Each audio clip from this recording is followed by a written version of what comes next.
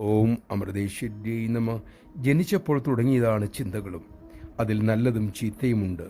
മനസ്സ് സ്വഭാവേന നല്ലതുമല്ല ചീത്തയുമല്ല. ചിന്തകളാണ് നല്ലതും ചീത്തയും, അതായത് ശുഭം അശുഭം. ചിന്തകളെ തടയാൻ കഴിയും. സത്യത്തിൽ ഈശ്വരൻ ജന്മം നൽകിയിട്ടുള്ളത് അതിനുവേണ്ടി മാത്രമാണ്.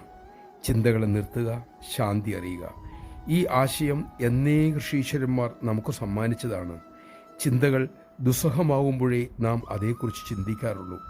ഋഷീശ്വരന്മാർ അരുളുന്നു, പൂർവജന്മ സുഹൃതം കൊണ്ടേ മനസ്സിനെ അറിയാനും ജയിക്കാനുമുള്ള ആഗ്രഹം പോലും ഒരുവനിലുണ്ടാവൂ. അതുവരെ ബാഹ്യലോകത്തിൽ ഒഴുകുകയുള്ളൂ. നമഃശിവായ.